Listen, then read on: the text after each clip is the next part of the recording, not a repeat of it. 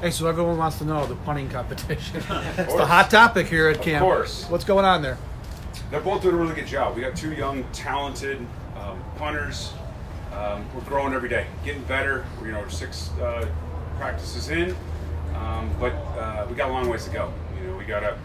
We're all trying to grow. I'm trying to grow as a coordinator, trying to help them along, trying to bring them along as young players. But yeah, it's a good battle. It's a good competition. That's really what we want across the board with all our special teams, is some good competition, and at the end we'll figure it out on who's the best player and who's going to help us win. Is this something where game action is really where you can make the best assessments here? We don't even really see you guys are usually off to the side field. So is that really where the job will be won? I think it's a body of work. What they're doing on the side when you guys can't see, that's important. When we do situational stuff, we've done a bunch of that stuff the last couple practices, moving the ball around, not giving them the script, whether it's backed up punts to plus 50 in short distance, and they got to kind of change their angles and all that stuff. So it's just a whole body of work of all the training camp and even leading into the off season. What do they do in the off season? Because it's a full picture we're taking a look at. But preseason games, we go to Carolina, those practices, those have some extra value because there's a little more pressure to them. So, but that's part of it. Every person on this field in this camp is feeling a little heat, but that's what you want. You want that competition and to see how guys react to it. Heath, Andre Roberts, he's been on a few different teams past few years, but the one consistent is that he's always putting up numbers as a returner. Have you kind of seen glimpses of that so far, or how's he adjusted to Buffalo so far? Everybody loves him here. I think that's the best part about him. We know what he does in the return game, but I think what he does is leadership off the field, in the meeting room, in the classroom, out on the field. That's unbelievable. I'm really impressed with him. But his talent. You see it. He practices that way every day. His effort, his focus, how smart he is. It's obvious. Hey, Heath, you've gone through it. There's an edge to him. There's always been an edge to Andre Roberts, but even more so, there's a motivation because after he spoke to us, there's a chip on his shoulder after the way he was released by the Jets. Do you get a sense of that? I mean, are you familiar with that? How might that help or hinder? I think at this level, everybody has a chip. I think he's one of them. He's been on, I believe, 6 different teams. I've had that conversation with him.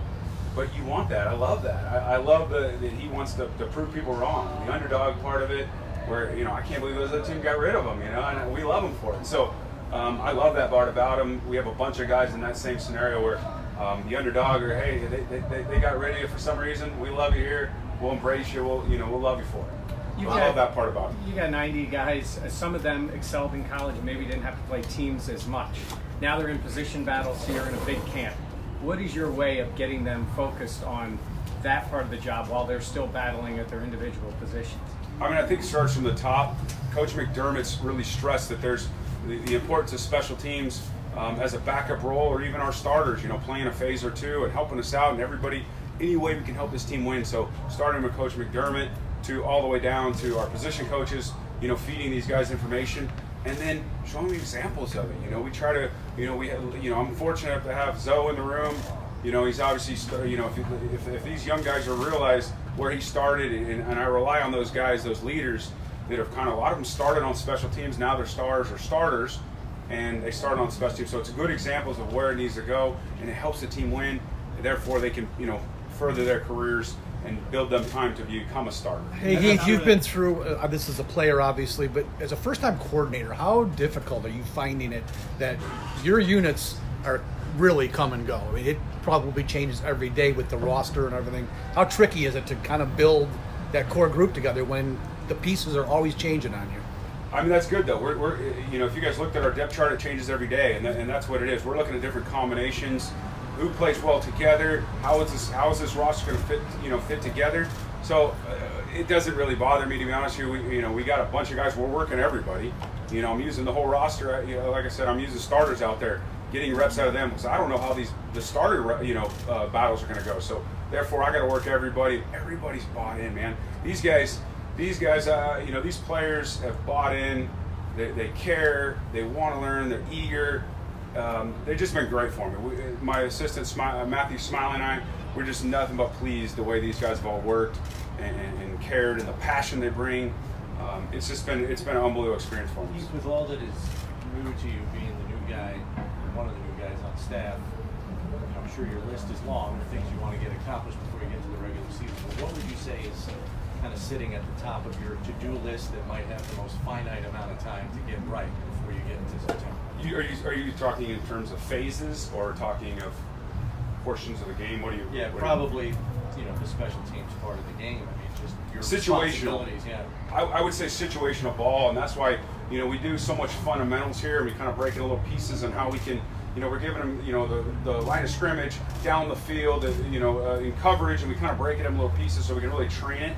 The fundamentals aspect, but then the whole picture of doing situational stuff, because that's what comes up. That's what the games are about. So putting all the little pieces of the fundamentals and putting in the big picture of the game.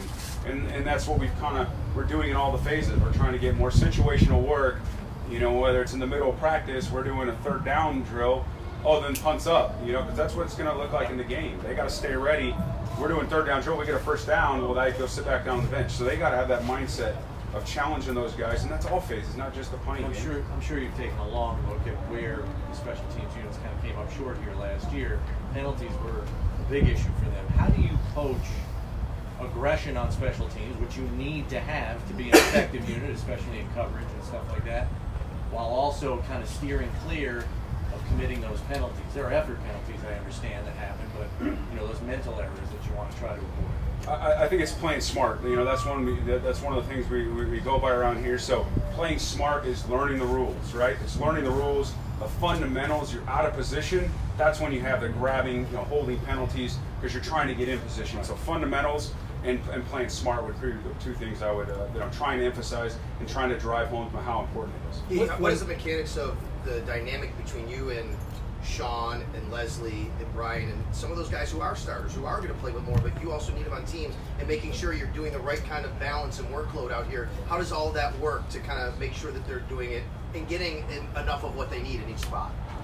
The starters have been great. They have guys coming wanting to play more of them. So the starters have been great. The communication with Coach McDermott is unbelievable. I have a good relationship with him. I play for Leslie Frazier as my defense coordinator and my intern head coach. So I have a great relationship with him. So we have a great communication. And Brian Dayball, they've been great. So communicating on who they plan on using more, or hey, if you can get more out of this guy on teams, we can find a spot for him. So we've been working through all that stuff, all training camp, and even going back to the offseason, we were dialing in on that stuff on whose guys I can use more, or who do I need to get more out of. Heath, what's the deal with the gloves? Yeah, I've always worn them, and as a player, and then as the assistant, I kind of just did it, and it's just kind of something I try to feel young. I'm not young anymore, but I try to. My ability to relate to the players and to be around and run around. I try to run around as much as those guys. And when I'm telling them to fly around and have fun, what's the best way to do it without just showing them exactly what I'm looking for? And so I have fun with it. I try to have as much fun out there as I can. Do you buy new ones every year, or what do you do? The equipment guys here take care of me pretty good. So luckily I don't have to buy them. They take care of me pretty good. Heath, when we talked to you back at the Senior Bowl, you spoke about your familiarity with Lorenzo Alexander and how much you were going to lean on him. Has there been somebody that you found since you've got here, another player that has kind of stood out to you from a leadership perspective, or even their acumen as a special team player? Yeah, Zoe's been unbelievable in my meetings, on the field, his leadership. But Pat DeMarco, I think, who's covered a million kicks, has played for a long time. He's been huge in the leadership, in the meeting rooms, on the field, all that stuff. Giving me feedback. What's going on out there? What can I work on? He's been great. So I rely on those guys big time. My relationship with those guys is unbelievable, and I hope they would agree.